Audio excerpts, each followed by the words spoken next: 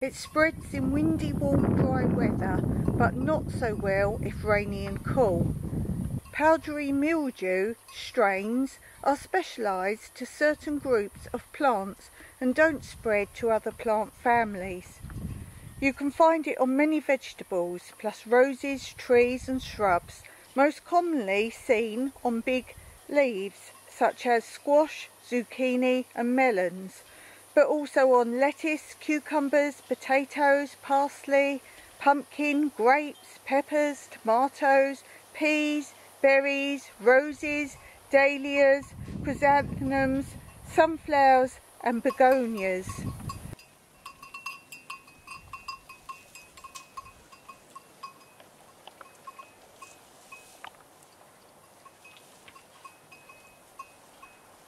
The spores can survive over winter in leaf piles and on plants, so bury affected leaves, plants, debris and do not compost them.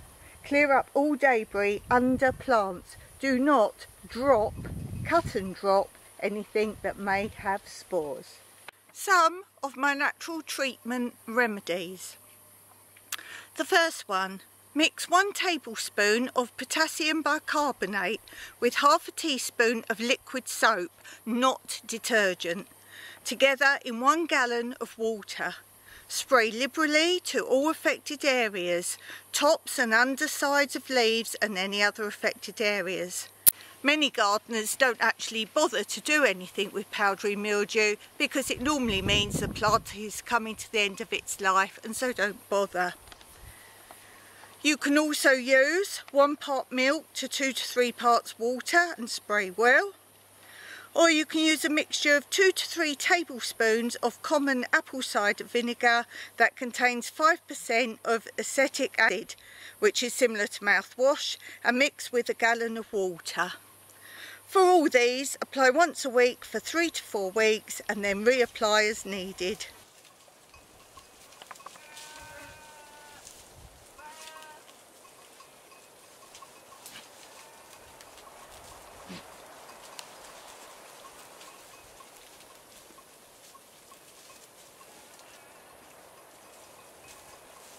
Of course, I always tell you prevention is better than cure. The above are cure, but here's a way to prevent actually getting powdery mildew. These are all my tips that I've listed so as not to miss any out.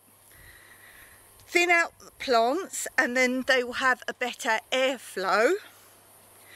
Keep plants away from edges of raised beds, walls, fences, again for airflow and so they don't get contaminated by rain or anything else. Find a better sunlit position for your crops. Remove badly affected plants and any dead leaves on the soil. Cut and drop is not always a good method. It's okay when things have died off but not fresh. Disinfect any gloves or your pruning tools when changing from plant to plant. This will stop cross-contamination.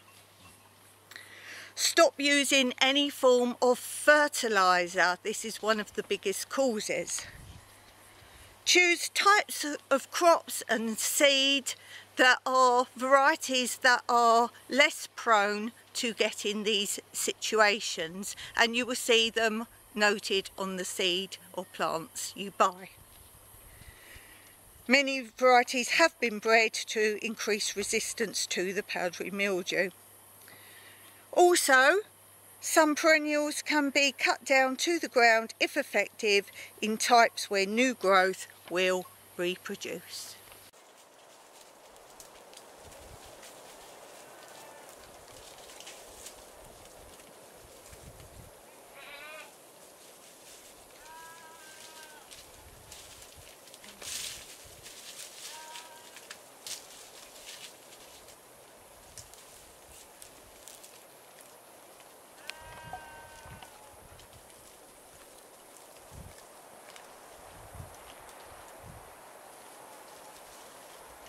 Again, I have for you a fungal preventative that may help you.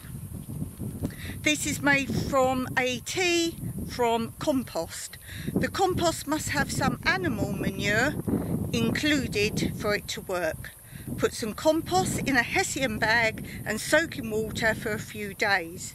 Dilute it to the colour of weak tea and then spray on your plants and the leaves every 10 to 14 days. I also have some other natural spray remedies for you.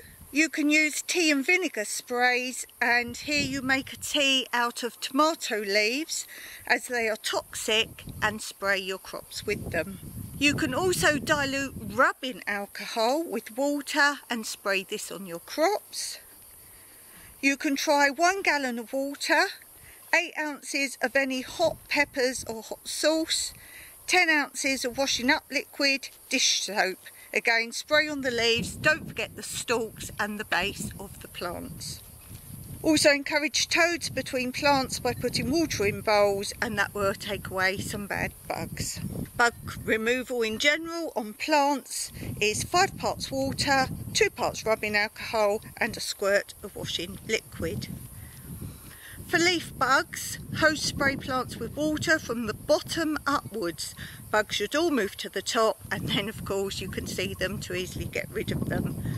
Or smear Vaseline, petroleum jelly on the base of plants and under leaves.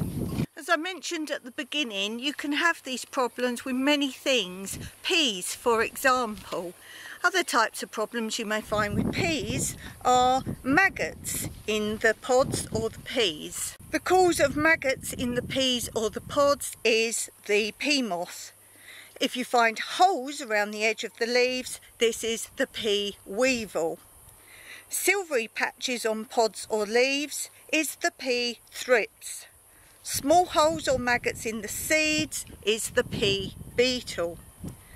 Powdery white patches on leaves, as we've covered, this is the powdery mildew. Greyish brown mould on leaves is normally downy mildew.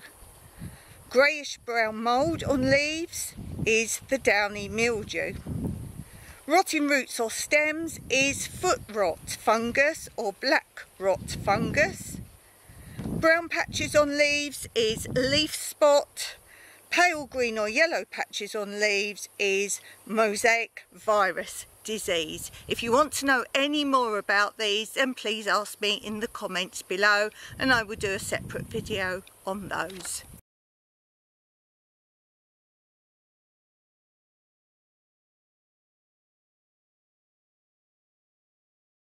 Just place cardboard tubes next to any plants or in pots where you think you may be getting them. They will crawl in them overnight, then in the morning just get a bucket, pick them up carefully, shake them out, and you will have lots of them in your bucket.